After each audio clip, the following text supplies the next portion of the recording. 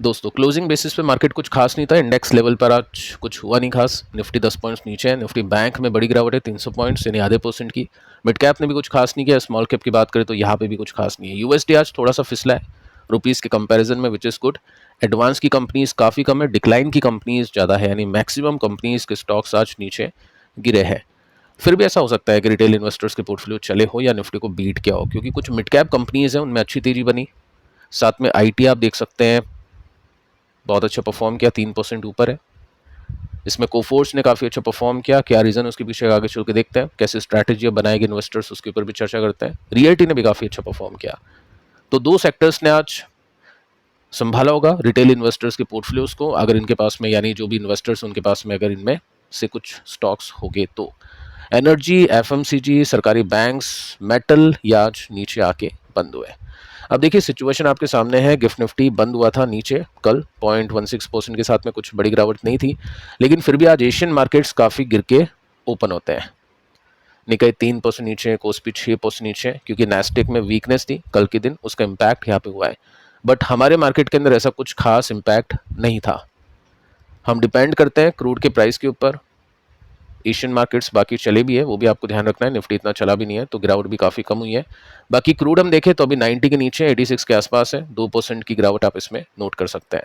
साथ में एक पैटर्न मैं आपको बता चुका हूँ कि हम जब ओपन होते हैं तो क्रूड उसके बाद से, यानी जब यूएस में कम्प्लीटली मार्केट्स बंद हो जाते हैं, रात हो जाती है, तो फिर क्रूड गिरना शुरू कर देता है। लेकिन जैसे ही अर्ली मॉर्निंग होती है यूएस में, हमारी शाम के समय, तो फिर क्या होता है, फिर क्रूड बढ़ना शुरू कर देता है, क्योंकि बाजार को ऐसा लगता है कि ट्रम्प कुछ ना कुछ नेगेटिव कमेंट्री दे सकता है। सो वही पैटर्न अभी यहाँ पे हम देख पा रहे हैं। साथ में देखिए दोस्तों, अब ग्लोबली कुछ न्यूज़ को दिखा देता हूँ आपको, ताकि आपको आइडिया मिले कि ये वॉर अभी कहाँ पे जा रही है। फर्स्ट आप देख सकते हैं नेतन्याहू ने कहा है कि ईरान एक्सपेंड कर रहा है अपने न्यूक्लियर वेपन बनाने की प्रक्रिया को। एक माउंटेन है पिकैक्स करके, वहाँ पे, ठीक है। ये इजराइल की इंटेलिजेंस ने खबर निकाली है। बट अभी बात क्या है कि ट्रंप किसी की भी बात सुनने को तैयार नहीं है। ऑब्वियसली ट्रंप अपनी ही बात सुनेगा, समझेगा, करेगा। आपको बताइए ट्रंप का नेचर। सो ट्रंप ने अभी फिलहाल कुछ टाइम पहले ही बोला है कि ईरान अग्री कर चुका है अवॉइड करने के लिए न्यूक्लियर वेपन बनाने के लिए, ठीक है, यानी नहीं बनाएगा, ठीक है। ये ट्रंप मानता है, ईरान का कहना।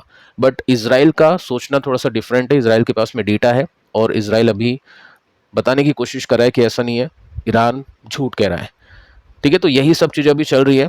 न्यूक्लियर वेपन को लेकर अभी बातचीत हो रही है।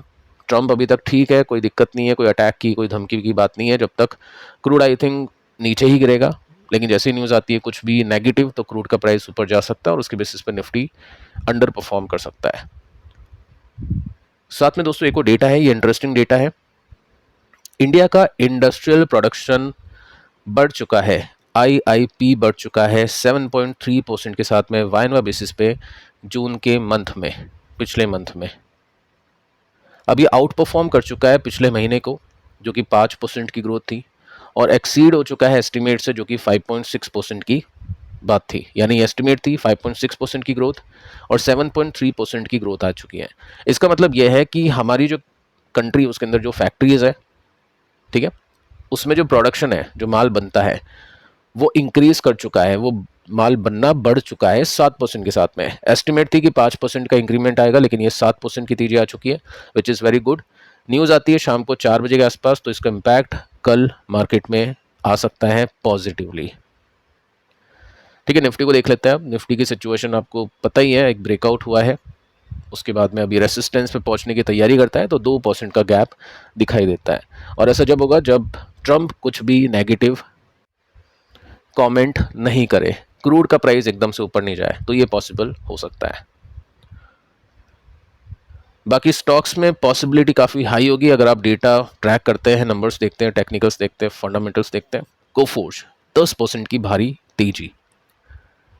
कोफोर्ज, परसिस्टेंट, ओरेकल, ये 3 कंपनीज हम डिस्कस कर चुके हैं कि ये 3 ही कंपनीज हैं जो आईटी कैटेगरी को, मतलब उसकी हम बोल सकते हैं ग्रोथ में काफ़ी अच्छा पार्ट बनी हुई है। निफ्टी आईटी की बात करें तो अगर ये कंपनीज नहीं होती तो काफ़ी तेज़ी से निफ्टी आईटी नीचे जाता, या फिर काफ़ी इन्वेस्टर्स के पोर्टफोलियो में ये कंपनीज होगी, कुछ फंड्स में ये कंपनीज होगी जो उनके फंड्स को बचा के चल रही है।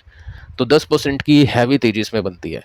अब देखो हुआ क्या है, आज हम देखें तो 10:40 पर, 1:14 पर कुछ ब्लॉक डील होती है जिसमें 22 करोड़ 21 करोड़ का माल उठाया जाता है।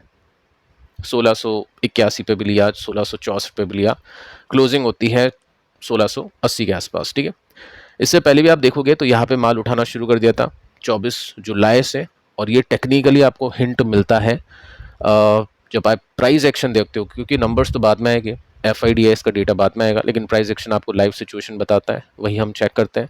तो यहाँ पे आप देख सकते हैं 24 को भी माल उठाया 150 करोड़ का, उसके बाद में 27 यानी कल के दिन 61 करोड़ की ब्लॉक डील, यानी 1400 से लेकर हम बोल सकते हैं आज की डेट तक बाइंग इसमें देखने को मिली है ब्लॉक डील के जरिए। क्या रीज़न है इसके पीछे का? इसके पीछे का दोस्तों रीज़न है नंबर्स, जिसकी वजह से इसकी वैल्यूएशन अब काफ़ी कंफर्टेबल हो चुकी है।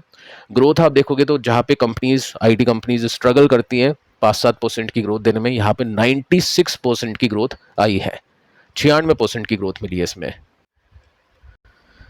और ये ग्रोथ काफ़ी कमाल की है, क्योंकि बेसिस में कुछ खास नहीं, क्योंकि पिछला क्वार्टर बहुत अच्छा गया था, कुछ अदर इनकम के एडजस्टमेंट भी थे जो आगे चल के देख लेते हैं। बाकी सेल्स आप देखो 49% के साथ में इंक्रीज हुई है, जो QOQ बेसिस पे भी ऊपर है, YoY बेसिस पे भी ऊपर है, तो काफ़ी अच्छे रिजल्ट है।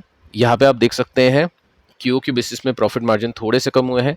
बाकी पिछले साल 64 करोड़ की अदर इनकम भी थी, इस बार 28 करोड़ का नुकसान हुआ है कंपनी को। स्टिल हम देखें तो प्रॉफिट अच्छे हैं, ऑपरेटिंग प्रॉफिट हम देखें तो यहाँ पे डबल हो चुके हैं, 500 करोड़ से 1000 करोड़ के आसपास के प्रॉफिट आपको दिखाई दे जाएगा। सो नंबर्स बहुत कमाल के, और सबसे इंपॉर्टेंट डेटा ये है कि कंपनी जहाँ पर पूरा सेक्टर दबा हुआ है, बिल्कुल ख़राब परफॉर्म करा है, नंबर्स लाने में प्रॉब्लम हो रही है, गाइडेंस भी बच के कंपनीज दे रही है, वहाँ पे पहली बात तो ये कंपनी खुल के गाइड कर रही है कि फाइनेंशियल ईयर 27 बहुत अच्छा जाने वाला है। हम बहुत बड़े ऑर्डर्स के साथ में इस फाइनेंशियल ईयर में एंट्री कर चुके हैं, जो पिछले क्वार्टर में मैंने आपको बताया था। साथ में कंपनी वैसे नंबर्स दे भी रही है, आप देख सकते हैं EPS कितना बड़ा है पिछले 2-3 क्वार्टर्स में, और उसकी वजह से जो 80 का P था वो घट के अब 30-40 के आसपास हो चुका है, 38 के आसपास हो चुका है। ठीक है, तो ये अच्छा डिस्काउंट है, और पहले भी इस वैल्यूएशन तक डिस्काउंट मिला था, उसके बाद में फिर इसकी वैल्यूएशन इम्प्रूव भी हुई थी। मैं नहीं कहूँगा कि वो होगी, बाकी हम ठीक है ये मान सकते हैं कि अच्छे नंबर्स हैं, वैल्यूएशन अब बहुत अच्छी डिक्लाइन मोड के अंदर जा चुकी है, कंफर्टेबल हो चुकी है, डिस्काउंटेड हो चुकी है, ये हम बोल सकते हैं। क्वेश्चन बनता है कि Q1 आपने अच्छा दे दिया, अब बाकी क्वार्टर्स का क्या? तो यहाँ पे कंपनी ने बोला है कि एंटिसिपेट करो, स्ट्रॉन्ग ग्रोथ मिलेगी आपको Q2 में, Q3 में, Q4 में, यानी पूरा 27 बहुत अच्छा जाने वाला है। तो जब ये डेटा आपको मिल जाएगा तो फिर काम आसान हो जाता है।